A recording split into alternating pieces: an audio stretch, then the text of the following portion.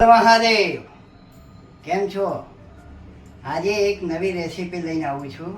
એ સિદ્ધપુરની વિસરાતી જતી રેસીપી છે.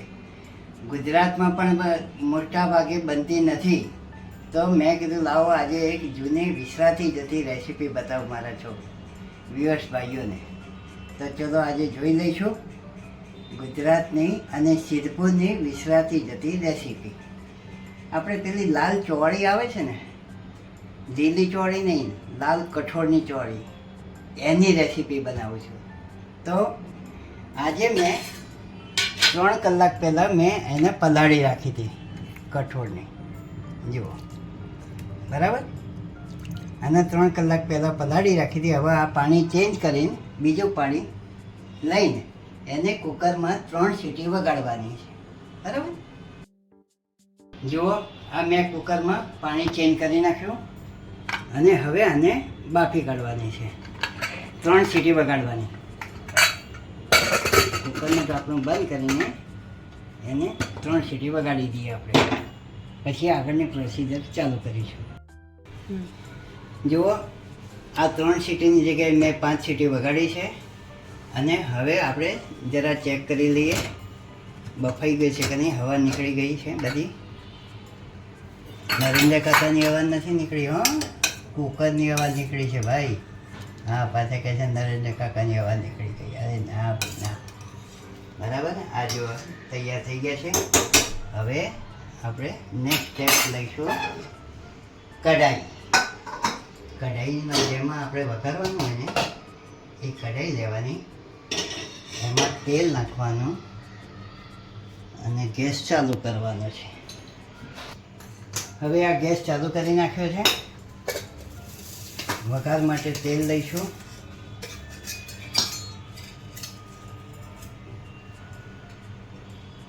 તેલ થોડું સરખું લેવાનું છે, કારણ કે ડુંગળી સાતળવાની છે એમાં.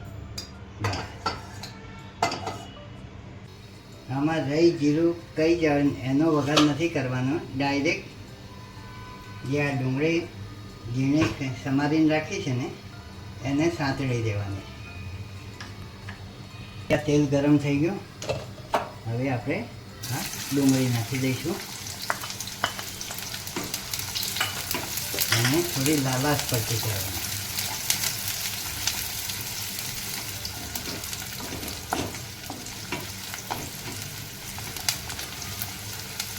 ડુંગળી સતળાઈ જાય ને પછી લસણની પેસ્ટ અને આદુની પેસ્ટ નાખવાની. અત્યારે નહીં નાખવાની.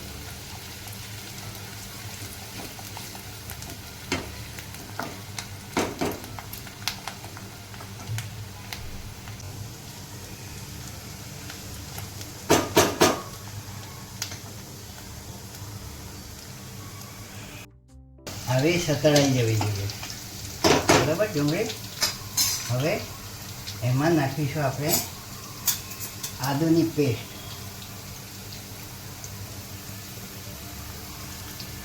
અને થોડી લસણની પેસ્ટ. એને પણ જરા સાતળી દેવાનું. લસણની જો ન ખાતા હોય તો એને એવોઇડ પણ કરી શકો છો. હવે જે આ લાલ ચટણી એ આપણે આમાં નાખી દેવાનું.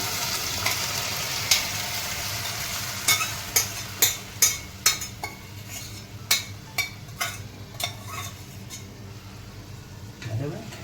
હવે એક વખત એને મિક્સ કરી નાખીએ. બરાબર.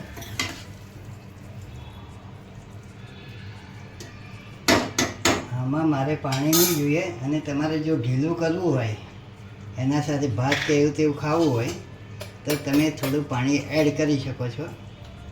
અને હવે આમાં નાખીશું આપણે રેગ્યુલર મસાલા. જેટલું તીખું ખાવું હોય એ પ્રમાણે મરચું નાખવાનું.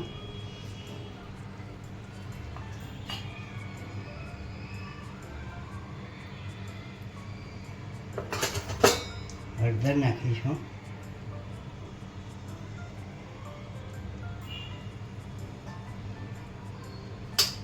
અને સ્વાદ અનુસાર મીઠું નાખવાનું.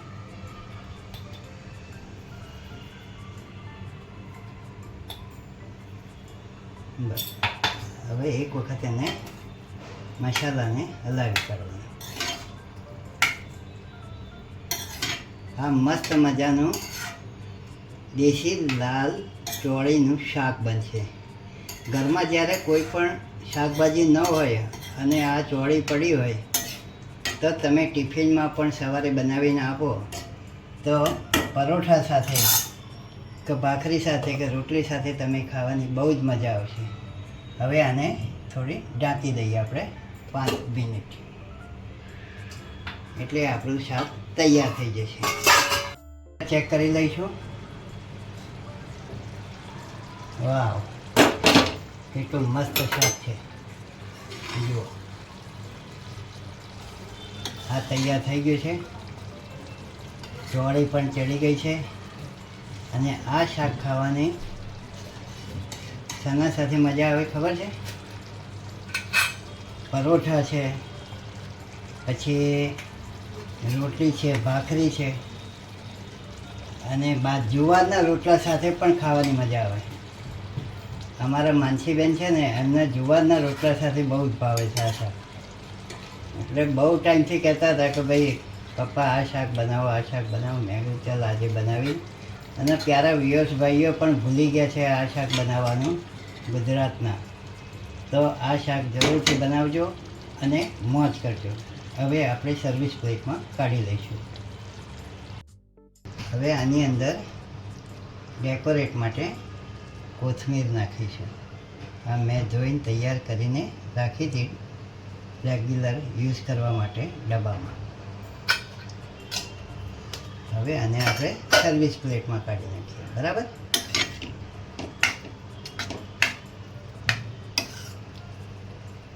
તમે આના સાથે જ ભાત પણ ખાશો ને તો પણ તમારે બહુ મજા આવશે. ચાલો.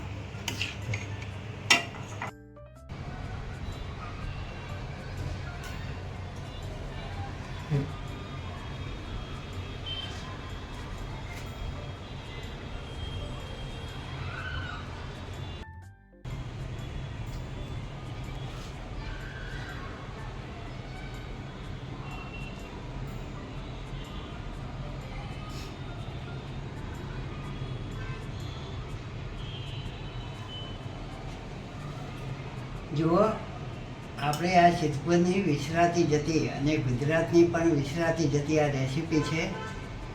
આ રેસીપી દેશી લાલ ચોળી જે આવે છે ને એમાંથી મેં બનાવી છે. બરાબર? તો પહેલાંના ટાઈમમાં આપણા વડીલો આ શાક બનાવતા હતા.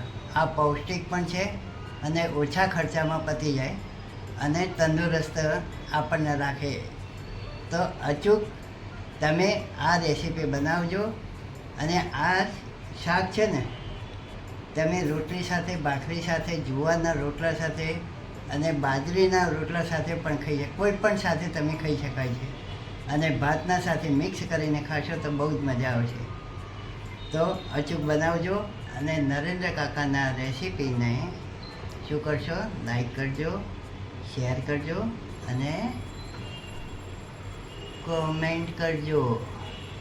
સબસ્ક્રાઈબ તો કરવાનું જ છે. જે નવા વ્યુઅર્સ ભાઈઓ આવે એમને હું ભલામણ કરું છું. જૂના વ્યુઅર્સ ભાઈઓએ તો કરેલું છે, પણ નવા જે વ્યુઅર્સ ભાઈઓ આવે એમને સબસ્ક્રાઈબ કરવાનું. બરાબર? અને હા, એક વાત ખાસ તમને કહું કે અત્યારે હાલ સિદ્ધપુરમાં આપણા ઉમેશભાઈ શાસ્ત્રી, ઉમેશભાઈ ઠાકરની ભાગવત સપ્તાહ ચાલે છે. તો તમે અત્યારે ભાગવત સપ્તાહ એનો ટાઈમ છે સાંજે 7:30 વાગ્યાથી રાતના 10:30, 11 વાગ્યા સુધી હોય છે. તો તમે આ શાક બનાવીને ખાઈને જશો તો ઉમેશભાઈની કથા સાંભળવામાં પણ બહુ જ મજા આવશે. અને ઉમેશભાઈની કથા જો તમારે ચૂકી ગયા હોય તો ઉમેશભાઈની ચેનલ જે છે શાસ્ત્રી ઉમેશભાઈ ઠાકર, એને ચેનલને સબસ્ક્રાઈબ કરી અને લાઈક કરી અને શેર કરજો. તો તમને ઉમેશભાઈની ભાગવત સપ્તાહ અત્યારે હાલની અને ભવિષ્યમાં પણ જે બધી સપ્તાહો છે એ તમને સાંભળવા મળશે. તો આ ઉમેશભાઈની ચેનલને જો સબસ્ક્રાઈબ કર્યું હશે ને તો તમને અત્યારે જો ચૂકી ગયા હશો ને આ વિડીયો આજના આજ તો હું મૂકવાનો નથી. જ્યારે એને એડિટિંગ થઈને 2-3 દિવસ લાગશે તો એ દરમિયાન જો તમે આ સપ્તાહ ચૂકી ગયા હોય તો એમની ચેનલને સબસ્ક્રાઈબ કરી દેશો ને તો ગમે ત્યારે તમે આ વિડીયો અને મારો વિડીયો અને એમના પણ વિડીયો તમે બધા જ જોઈ શકશો. અને આ ધર્મનું કામ છે. ધર્મની કથા સાંભળીએ. અધિક મહિનો છે. અધિક મહિનામાં ભાગવત સપ્તાહ સાંભળવી એટલે બહુ જ મોટું કામ છે. બરાબર? અને સારું એવું પુણ્યનું કામ મળશે તમને. ચલો ત્યારે આપણે કરીશું. હર મહાદેવ.